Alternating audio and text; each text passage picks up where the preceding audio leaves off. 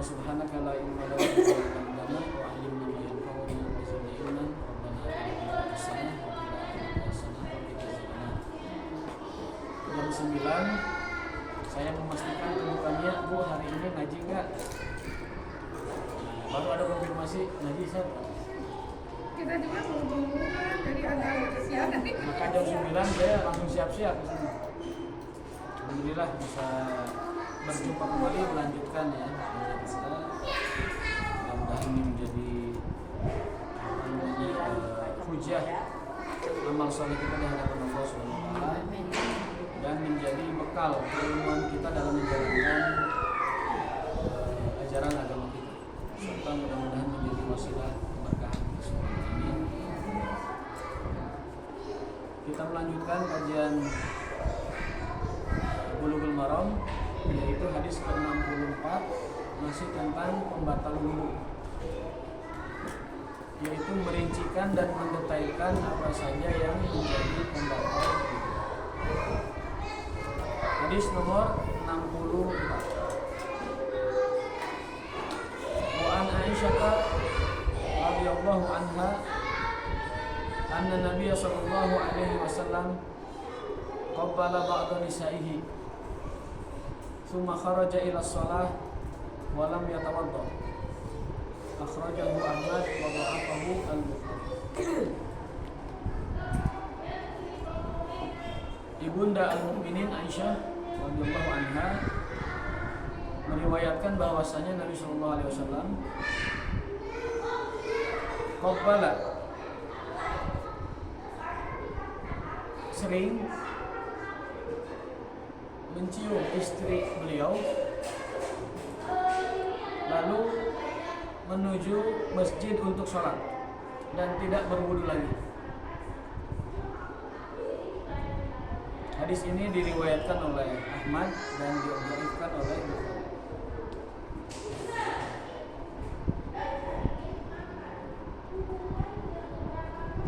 Tetapi permasalahannya muncul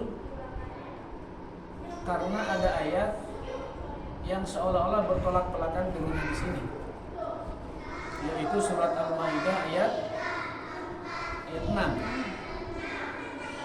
Aula masdumun nisa, yang artinya apabila kalian bersentuhan kulit dengan wanita maka lakukanlah wudu. Waghsilu wujuhakum wa aydiyakum dan seterusnya. Bagaimana kita mengambil faidah atau kesimpulan dari dua dalil yang seolah-olah anggapan kita itu bertolak belakang?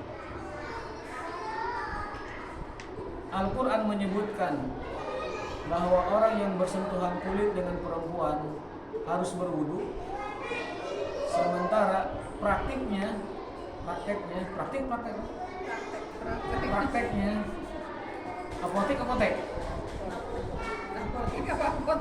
atau apotek yang benar. Jadi ada bahasa baku, ada bahasa tidak baku. Prakteknya Nabi Muhammad SAW malah mencium istrinya lalu pergi sholat dan tidak berwudu lagi. Apa yang dapat kita simpulkan dari dua dalil tersebut atau dua keterangan itu? Penjelasannya sebagai berikut. Jadi poin-poin hadisnya itu adalah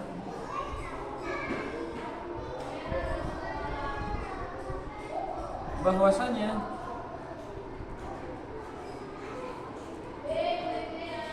secara zahir hadis nomor 54 ini 64 ini menyebutkan bahwa mencium istri atau menyentuh wanita, bersentuhan wanita, tidak membatalkan wudu.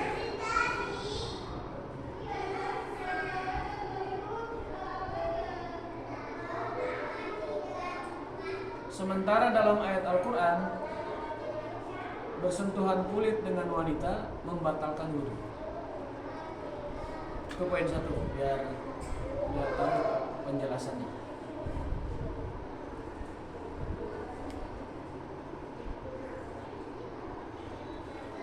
Poin nomor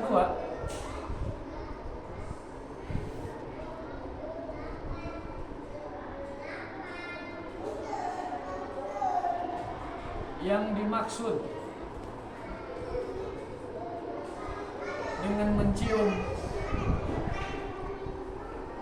istri beliau sallallahu alaihi wasallam adalah ciuman kasih sayang.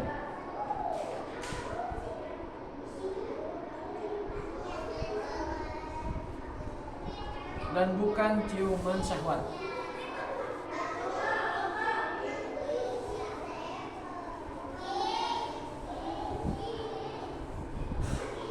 Maka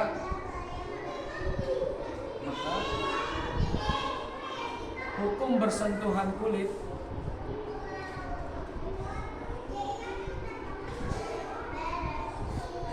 antara laki-laki dan wanita atau mencium istri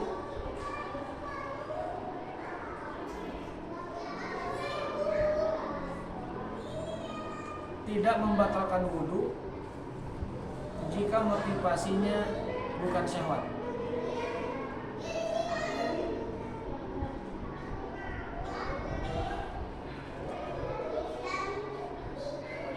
Nah itu kesimpulannya Bu, 3 itu. Jadi nanti ke depan poin-poin hadis kita dibatasi 3 aja. Soalnya kalau banyak baru 2 Ustaz. baru 2 ya? Iya. Poin ketiga kalau gitu.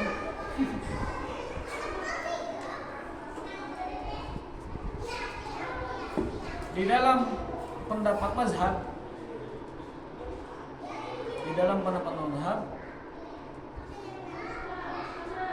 hukum tersebut terbagi kepada 3. Ini sebagai wawasan aja.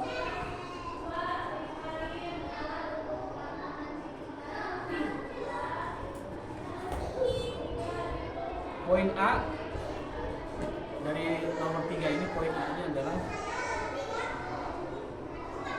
mazhab Hanafi berpendapat bahwa sentuhan kulit lawan jenis sama sekali tidak membatalkan wudu.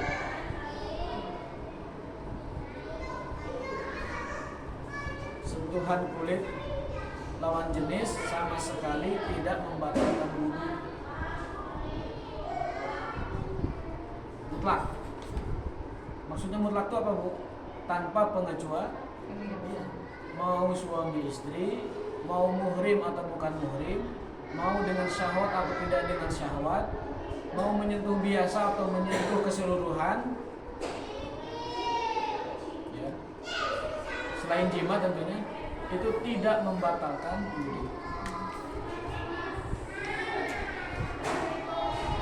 Jadi kalau ibu-ibu lagi umroh, lagi haji, melihat orang bersentuhan kulit tidak pada wudu, itu sebenarnya mazhab Hanafi.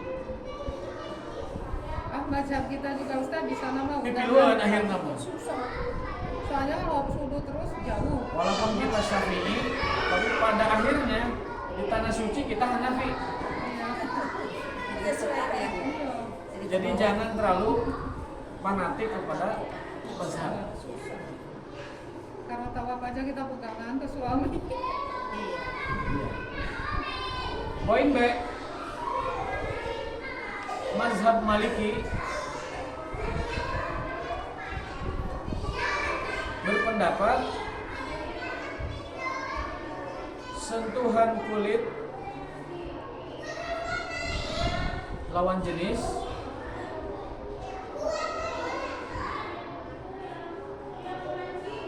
membatalkan wudu jika seseorang merasakan syahwat. Bukan ada syahwat ya, tapi merasakan. Ya talaggalu, Maksudnya yatalazzadu itu yashkuru bilazzatin. Lazat itu sudah bahasa Indonesia. Lazat. Lazat, lazat ya. Nah itu pendapat Maliki bahwa bersentuhan kulit lawan jenis jika sembari merasakan syahwat itu, maka itu batal. Kalau cuma sebatas syahwat tapi tidak sambil merasakan, itu tidak batal. Maliki ya.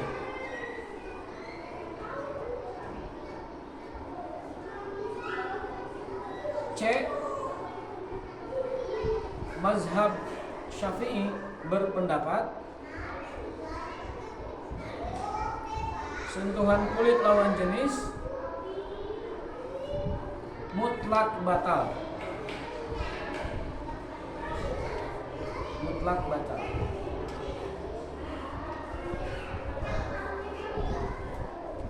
Koma, sebagian mazhabnya memberi syarat kecuali muhrim. Maksudnya ada perkataan yang berbeda dalam mazhab Syafi'i, yaitu adamul mahramiyah.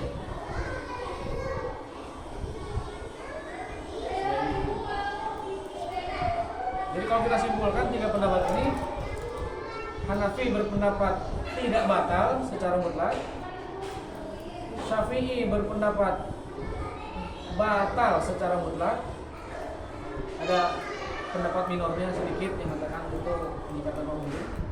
Lalu pendapat Malik batal jika dengan syahwat atau merasakan syahwat.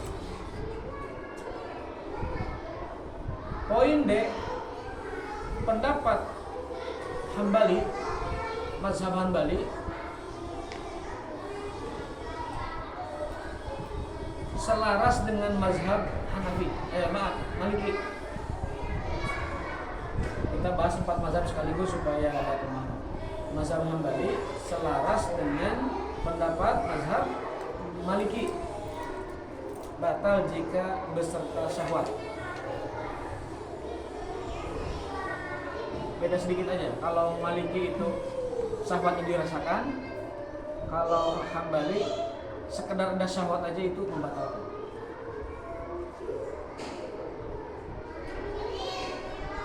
Masing-masing ada dalilnya Bu, tetapi saya tidak akan utarakan karena terlalu panjang pembahasannya. Tolong Ustaz, saya kali lagi yang D. Yang D, Yang barusan mazhab Hanbali Hambali ya. berpendapat Ya, sama dengan mazhab Maliki. Hanya saja bedanya sekedar ada syahwat aja batal. Kalau Maliki kan syahwatnya itu harus dinikmati. Kalau Hambali sekedar ada aja syahwatnya itu batal. Cuma nanti khususnya itu batasannya apa? Adanya syahwat dengan adanya perasaan bersyahwat itu tipis. Makanya banyak buku-buku menulisnya itu satu pendapat mereka, meskipun ada perbedaan kecil. Itu 3 poin dari hadis nomor 64, bahwasanya Rasul SAW mencium istrinya lalu pergi ke masjid sholat tanpa berwudu kembali. Nah, apa yang bisa kita amalkan dari hadis ini? Yang kita bisa amalkan adalah kita dapat mempraktekkan hukum-hukum di atas sesuai dengan kondisi yang kita hadapi. Bukan karena kita pelin-pelan dalam bermazhab, tetapi karena menyesuaikan, mengadaptasi dengan situasi yang ada di sekitar kita. Adaptasi, menyesuaikan.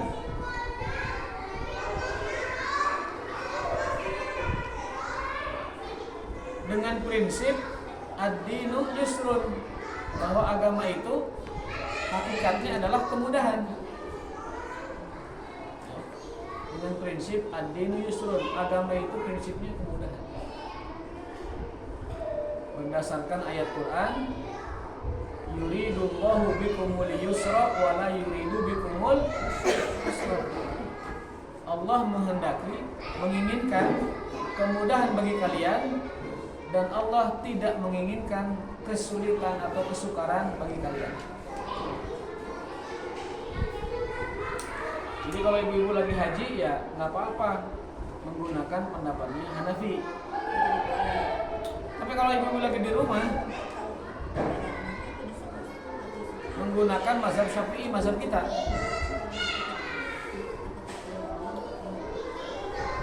Terus kalau suaminya mau mengamalkan sunnah Nabi, yaitu mencium istri sebelum sholat, kasih tahu suaminya boleh mencium, tetapi jangan dengan rasa. Menciumnya hanya sebatas mencium sayang, tawaddu dan watarahuman, atau mawaddatun warahmatun, sebagaimana penjelasan di nomor 2 ini. Wa inna ma huwa takbilu mawaddatan warahmatan, dan bukan sebagai takbilu syahwatin. Jadi ciuman beliau Nabi kita SAW kepada para istrinya itu adalah ciuman mawaddah, bukan ciuman syahwat. Jadi tergantung motivasi bapak-bapaknya memang. Kalau motivasinya memang untuk mengungkapkan rasa cinta dan sayang, tidak masalah. Tapi kalau itu bagian dari syahwat, maka itu bapak harus wudhu lagi. Bapak harus wudhu. Ya tahan aja, jangan cium. Yang tahan aja, kalau yang nggak tahan mendingan jangan coba-coba. Tahan aja. Ibu juga sama ke bapak. Kalau sekiranya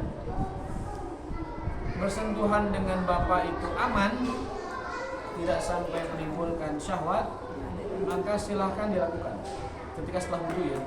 Tetapi kalau bersentuhan itu sekiranya membawa kepada syahwat, sebaiknya ditinggalkan karena dapat membatalkan wudhu kita. Baik, kita ke hadis nomor 65. Nanti pertanyaan bisa ditanyakan ya. Jika ada, langsung juga boleh. Soalnya kalau diakhirkan biasanya pada lupa mau nanya apa gitu. Mendingan di tengah jalan ditanya.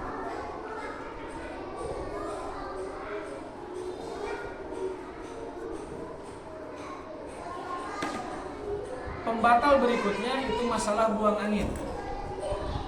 Kalau tadi itu masalah sentuhan kulit, apa problematikanya? Kalau sekarang pembatal wudhu yaitu keluar angin, apa problematikanya?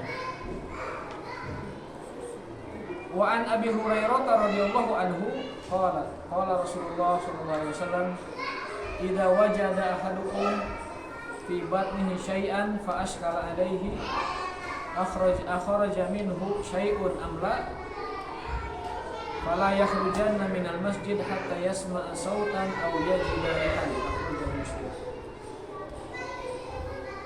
Abu Hurairah meriwayatkan sabda Nabi sallallahu alaihi wasallam, apabila di antara kalian merasakan di perutnya sesuatu angin ya,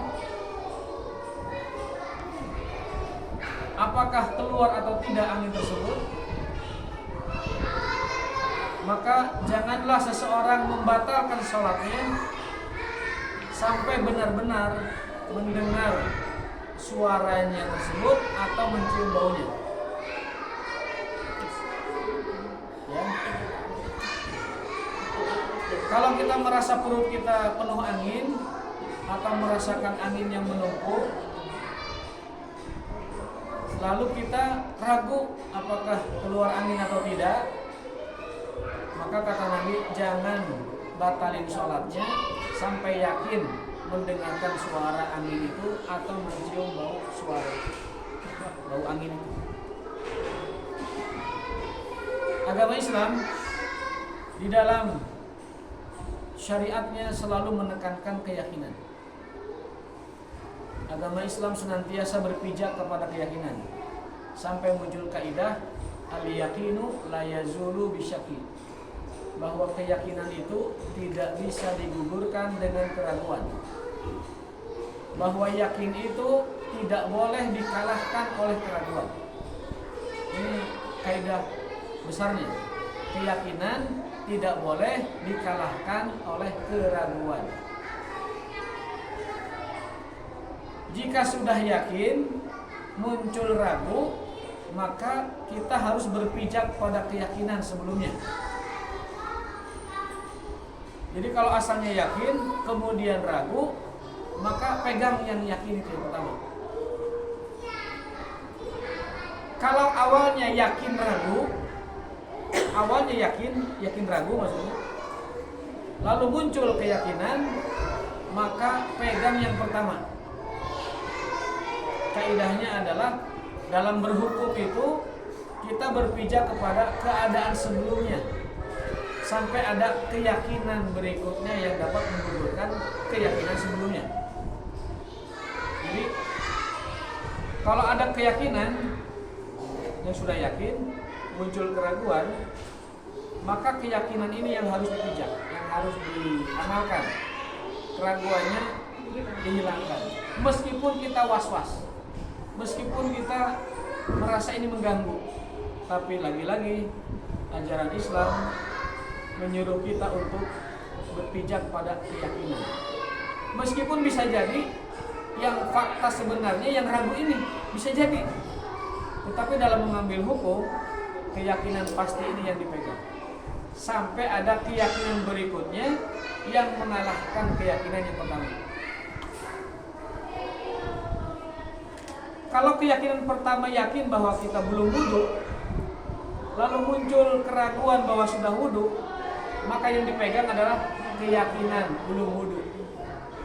Meskipun kita ada ingatan bahwa rasa-rasanya sudah wudu, tapi karena yakinnya belum wudu dari awalnya, maka pegang yang yakin ini, yang ragunya hilangkan. Walaupun was-was kita serasa udah wudu, maka itu lawan, hilangkan. Pegang yang yakin belum wudu tadi. Kalau kita yakin bahwa si fulan adalah suami kita, tiba-tiba ada keraguan, ini dia suami saya bukan? Maka pegang yang pertama, keyakinan pertama bahwa dia suami kita. Keraguan yang muncul bahwa kita tuh dengan dia udah nikah belum, atau dia suami saya belum, itu wajib dihilangkan. Buang was-was itu dan pegang ini suami saya ya. Ini misalnya, karena mentang-mentang suaminya hilang 2 tahun di gua atau di hutan Kalimantan, balik-balik sudah tidak ada jarak apa laratan sudah tidak ada. Maka ambil yakin. Kalau kita punya keyakinan bahwa kita ragu dia suami kita, atau kita yakin bahwa kita belum bersuami, tiba-tiba ada berita atau ada keraguan, ada informasi bahwa dia suami kita, pegang keyakinan pertama bahwa kita belum punya suami. Keraguan yang muncul bahwa dia suami atau bukan wajib dihilangkan dan berpijak pada keyakinan pertama sampai terbukti bahwa informasi kedua itu keyakinannya sederajat dengan keyakinan pertama. Itu kaidah dalam berhukum di dalam Islam. Keyakinan tidak boleh dikalahkan oleh keraguan. Apa dalilnya? Terutama dalilnya adalah hadis. Kata Rasul, kalau kalian merasakan perutnya penuh angin, lalu kemudian ragu apakah keluar angin atau tidak, maka jangan batalin sholat sampai secara pasti mendengar suaranya atau mencium baunya. Apa poin hadis itu? Poin pertama adalah haram hukumnya membatalkan sholat tanpa sebab. Tahrim, haram, ibtalus sholat atau insiraf minas sholat, membatalkan sholat. Haram hukumnya membatalkan sholat bila sababin, tanpa sebab. Jadi kita kita dilarang batalin sholat dan sebab itu nggak boleh. Kalau sudah sholat. Kalau nggak mau sholat ya udah jangan sholat dulu. Tapi jangan batalin sholat ketika sudah dimulai. Misalkan ibu malas, saya mah nggak sholat dulu lah nanti, ya udah nanti aja. Ataupun sholat sunnah, saya mah lagi malas, nanti aja. Jangan sampai sudah masuk ke sholat tanpa sebab lalu kita batalkan sholat. Itu hukumnya haram. Karena Nabi SAW redaksi di hadis tadi, redaksinya larangan. Fala yakhrujanna, jangan sekali-kali, nun taukid ya, jangan pernah sekali-kali membatalkan sholat tanpa sebab. Bahkan jika muncul keraguan karena perut kita mules, perut kita terisi angin, lalu ragu keluar angin atau tidak, bahkan jika itu terasa, Nabi melarang kita membatalkan sholat.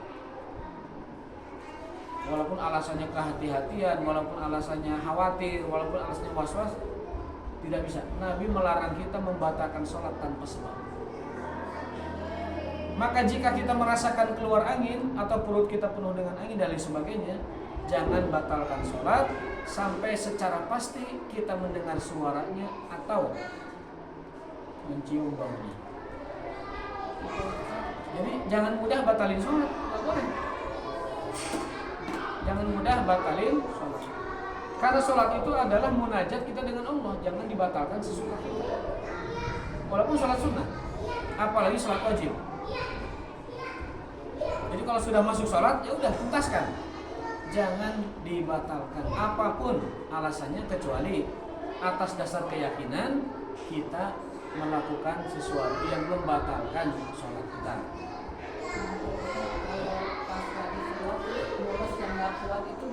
Nah, kalau itu kan ada alasannya. Mules yang tidak kuat. Makanya Nabi bersabda bahwa ibadah yang tidak diterima itu diantaranya adalah manakala ibadah menahan buang hajat dan dalam kondisi ngantuk yang parah. Ya.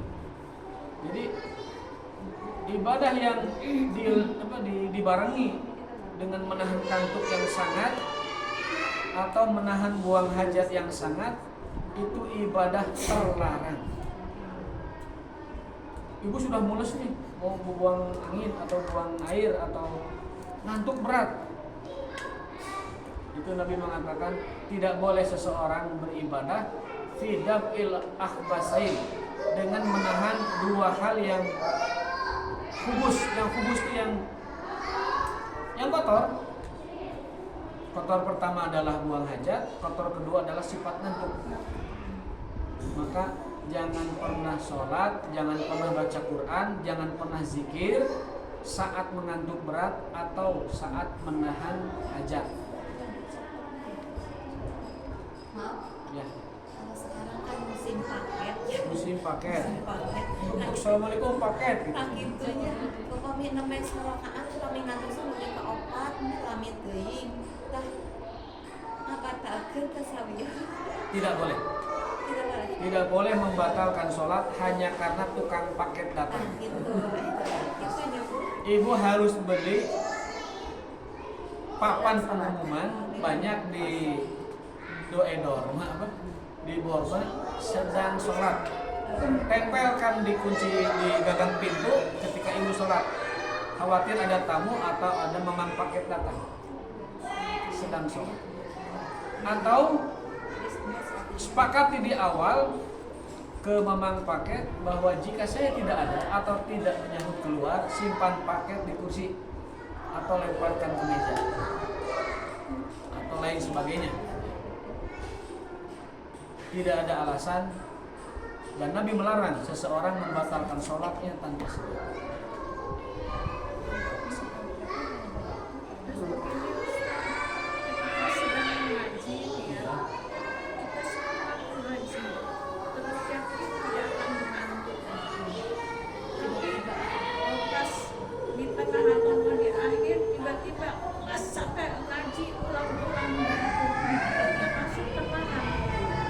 yang dimaksud dilarang itu ngantuk berat.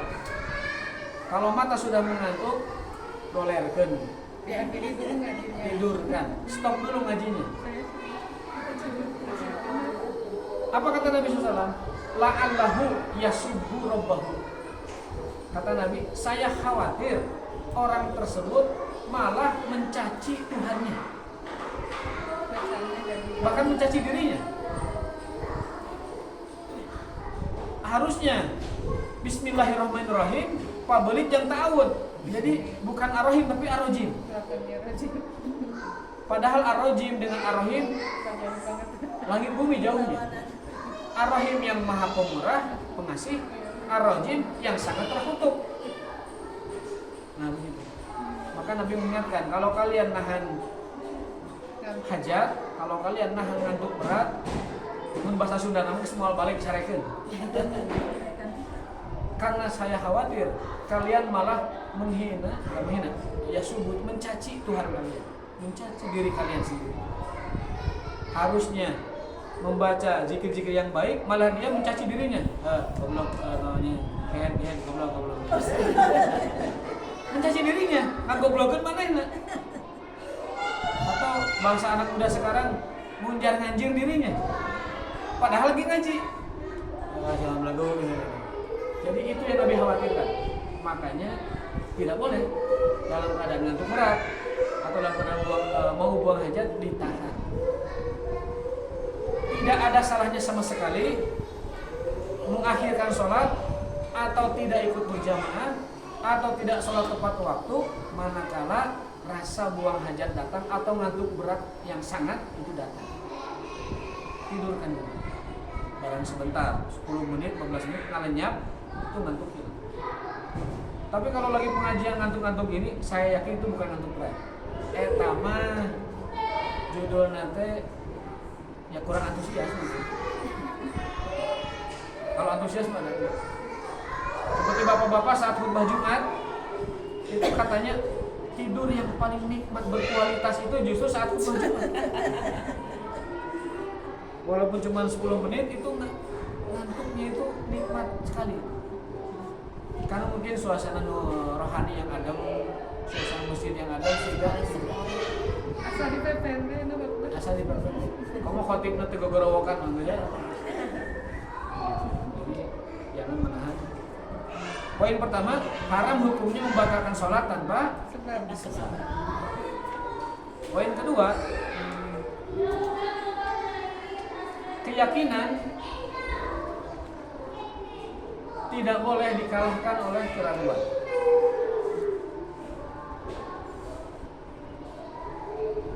Itu kaidah menjalankan hukum agama. Keyakinan tidak boleh dikalahkan oleh keraguan. Itu merupakan prinsip menjalankan hukum agama dalam kurung ibadah ya.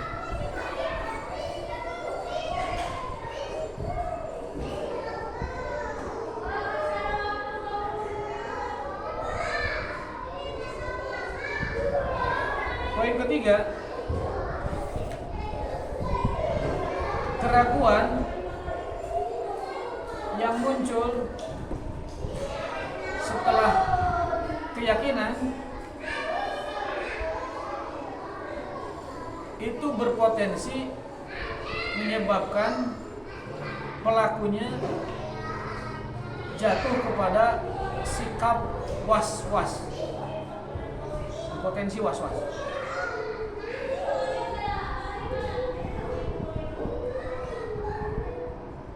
Dan was-was adalah jebakan setan untuk menyulitkan manusia dalam beribadah kepada Allah.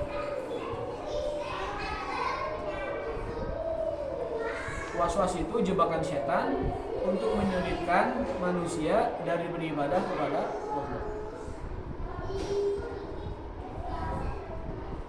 Sebagaimana dalam hadis, al-waswasatu minasyaiton. Sikap was-was itu bersumber dari setan. Al-waswasatu minasyaitan. Sifat waswas itu bersumber dari syaitan.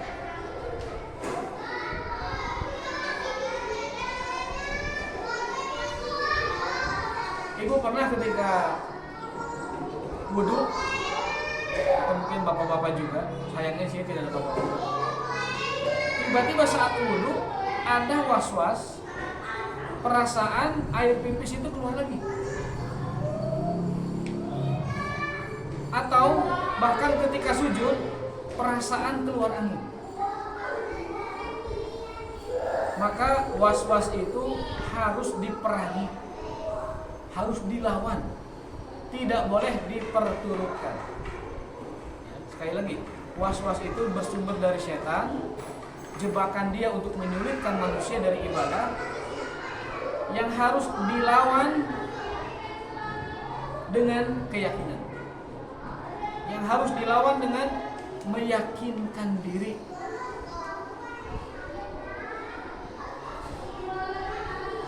Meskipun was-was itu selalu membayangi pikiran kita. Contoh paling nyata ya, was-was itu. Tadi ketika wudhu perasaan kencing lagi. Ketika sujud perasaan ada angin keluar. Itu was-was, harus dilawan.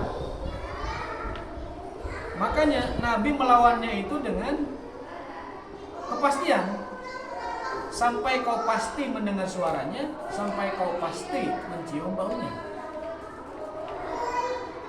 Kan gitu. Kalau tidak pasti, rarasaan mencium baunya, rarasaan keluar kedengaran, itu tidak menjadi pijakan atau jangan menjadikan dasar itu kita membatalkan. Tapi harus pasti kita mendengar, benar-benar mendengar.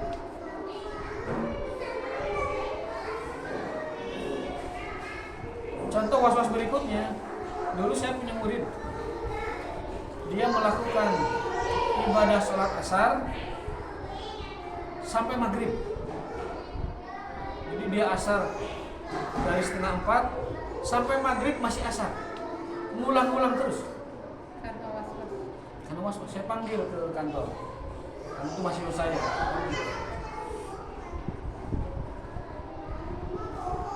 Saran, karena memang kita mahal saya.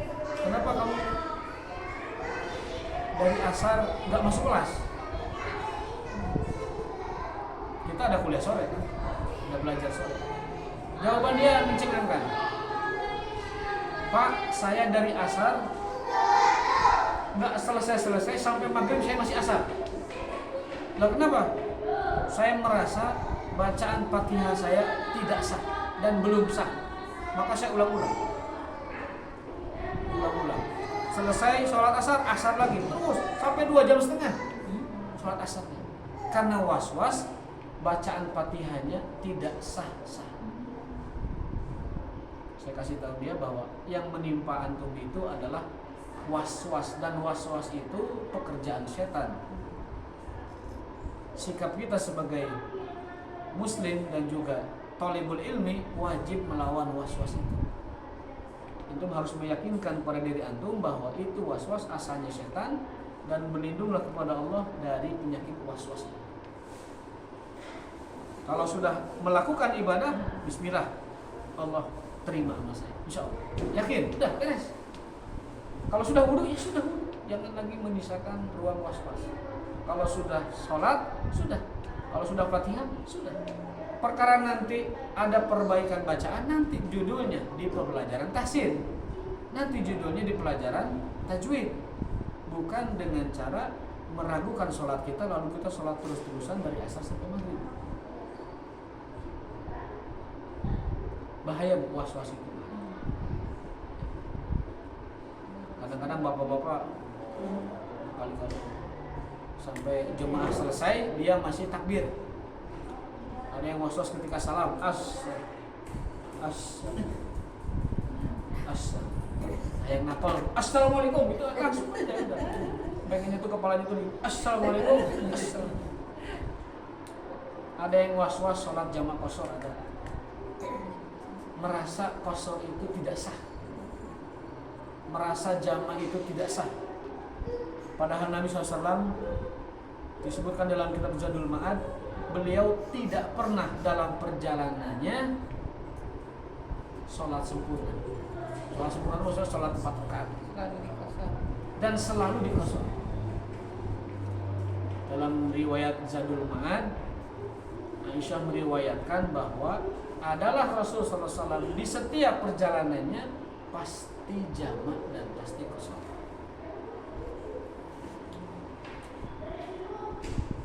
Kenapa kita sebagai umatnya merasa was-was bahwa jamak kosong itu tidak sah? Kalau memilih tidak jamak tidak apa-apa. Kalau memilih tidak kosor tidak apa-apa. Tapi kalau sudah kosor, ragu kosor itu tidak mengganti sholat aslinya atau tidak sah dari sholat aslinya, itu yang perlu kita lawan dalam diri kita, karena ada was-was di dalamnya. Kalau Ali bin Abi Thalib dan para ulama lain itu mengatakan, jika orang masih ragu bahwa mengusap kaos kaki, sepatu dan khuf ya, ini, maka dia belum mencapai derajat faqih atau derajat memahami ilmu agama yang baik.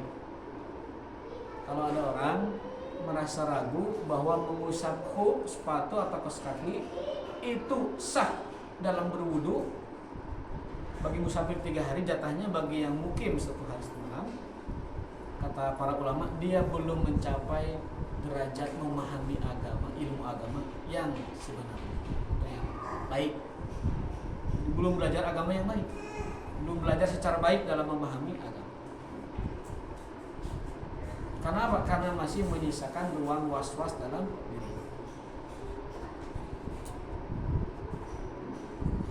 Kalau seseorang merasa ragu bahwa toharoh selain air itu sah membersihkan najisnya, maka dia belum memahami secara baik ilmu agama, terutama fikih. Karena faktanya Rasul SAW bersuci dengan air dan bukan dengan air. Rasul kadang bersuci dengan air, kadang beliau bersuci dengan batu. Yang sekarang batu bisa digantikan dengan tisu, dengan yang sejenisnya dan lain sebagainya. Nah, sebagai orang yang belajar agama terutama fikih, jangan sampai kita ragu dan was-was tentang itu. Kalau tidak memilih itu tidak apa-apa. Saya mah tumakninahnya dengan air, silakan. Tapi jangan sampai ketika melakukannya dengan selain air merasa was-was. Ustaz, bentar, kalau kan sekarang mah jarang ya yang toharoh dengan batu. Itu kalau misalnya memilih batunya itu yang bersih atau yang ada debu atau yang lemes atau gimana? Tentu batu yang bersih. Standar bersih itu adalah logika kita menganggap bahwa batu ini bersih.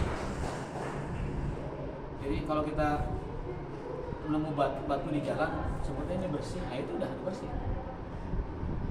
Tidak usah dicuci dulu, diusap, kemudian dielap sampai bersih mengkilap, baru dipakai. Ya itu pakai air aja sekali ya. Iya, semua air. Oh iya, prakteknya itu kan mau pakai batu itu gimana? Batunya diusapin atau kita gini-gini atau gimana?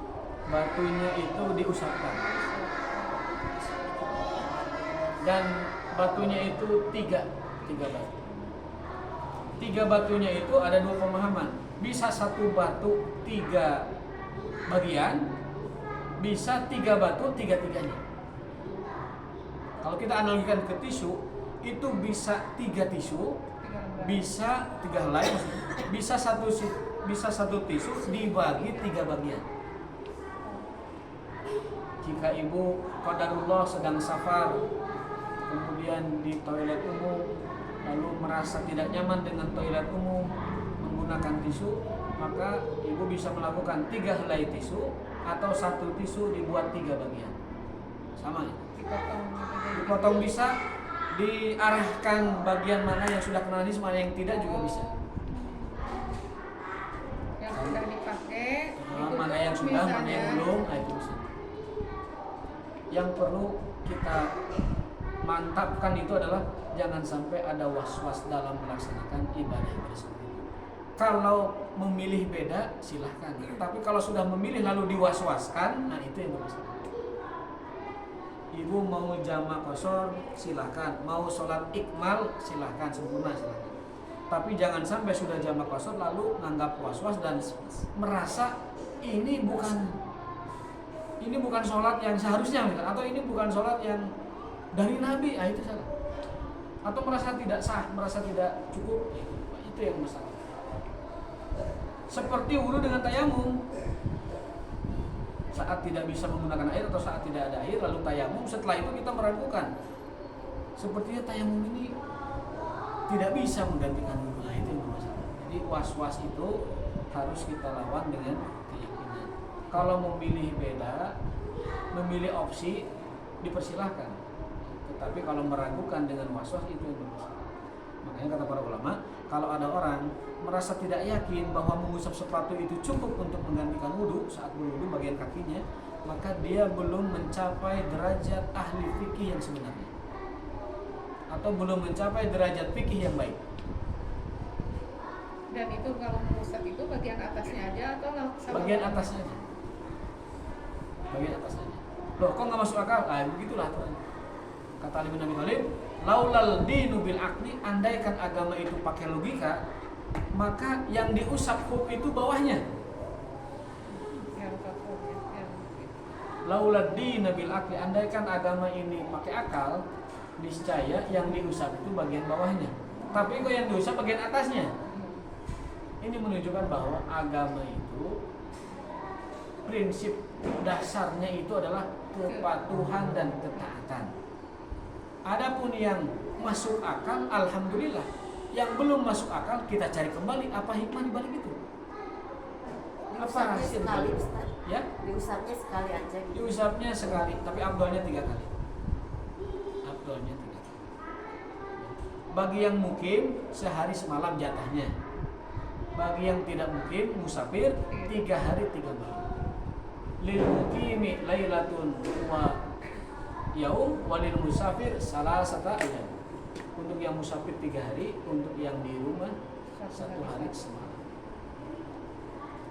Tetapi alas kakinya itu tidak boleh bolong.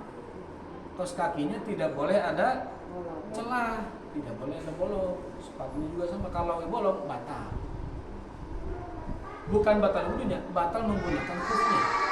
Batal penggunaan khuf atau sepatu atau kaos kakinya yang diusap itu. Jadi yang, tapi kalau di Indonesia sih rata-rata jarang menggunakan hukum ini, Bu, ya.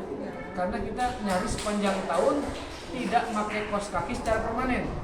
Nggak ada musim dingin. Nggak ada musim dingin. Kalau ibu-ibu ke di mana musim dingin? Ke Jepang, gini, Jerman, Eropa, musim dingin 4 bulan.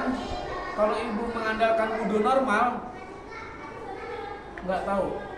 Mungkin ibu akan menahan untuk tidak wudu sampai 5 kali sholat atau 4 kali sholat. Saking dinginnya. Dingin. Atau mungkin setiap kali wudu nahar cai, dan belum tentu juga tersedia air panas setiap kali mau sholat. Belum memikirkan watt listriknya, belum memikirkan energinya, belum memikirkan airnya juga. Dan repotnya, mau sholat aja repot. Maka agama memberi jalan keluar. Usap saja kaos kakinya. Usap saja kaos kakinya supaya tidak terlalu dingin. Mungkin hikmah yang saya pelajari, kenapa kaki? Karena bagian terdingin manusia kalau lagi dingin itu yang dibungkus kakinya. Karena kaki itu menyentuh permukaan. Kaki. Ada riset 2 menit lagi. Ada riset menyebutkan bahwa tidur dengan menggunakan kaos kaki itu lebih berkualitas daripada tidur yang tidak berkaos kaki. Lebih berkualitas. Kenapa? Dan lebih nyenyak dan lebih cepat tidurnya. Karena rasa hangat kaos kaki yang menyentuh kaki itu memberikan rasa nyaman ke seluruh tubuh. Nanti kalau mau aktivitas dibuka lagi. Itu dalam survei atau riset tentang kualitas tidur. di sana di Amerika sebetulnya. Jadi mungkin saya membaca hikmahnya itu kenapa Rasulullah SAW dalam Islam itu syariat mengusap khuf itu ada, seolah-olah kita tidak memerlukan ini ketentuan khuf. Buat apa ketentuan syariat tentang khuf? Ternyata di balik itu luar biasa. Negara-negara Muslim yang banyak mengalami salju itu membutuhkan hukum ini. Afghanistan, Tajikistan, Pakistan, Syria, mungkin juga beberapa wilayah Teluk yang kadang kena salju, kadang musim dinginnya itu. Madinah aja kalau lagi dingin kan dingin banget. Kami dulu belajar di Khartoum di Sudan juga kalau lagi dingin itu 3 jaket masih dingin, 3 lapis itu, dan tidak mandi 1 minggu. Bibir pakai Vaseline, kaki juga robehan ya, perpecahan antar suku itu ya.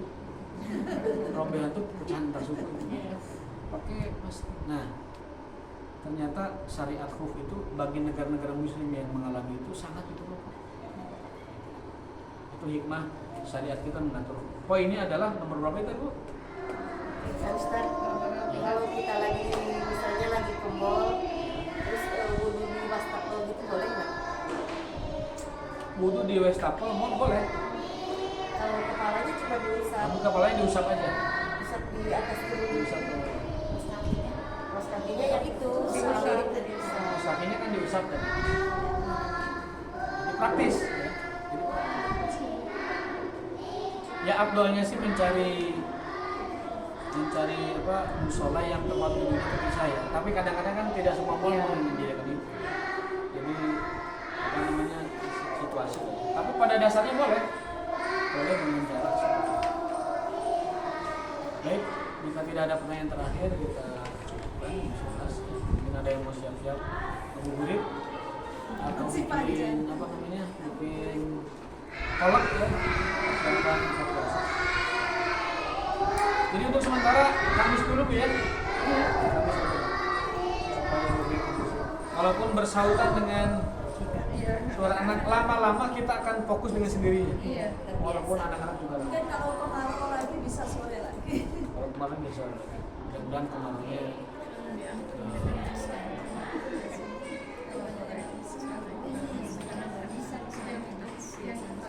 kita tutup Ibu dengan kifaratul majlis. Subhanallah wa bihamdika asyhadu an la ilaha illa anta astaghfiruka wa atubu ilaik.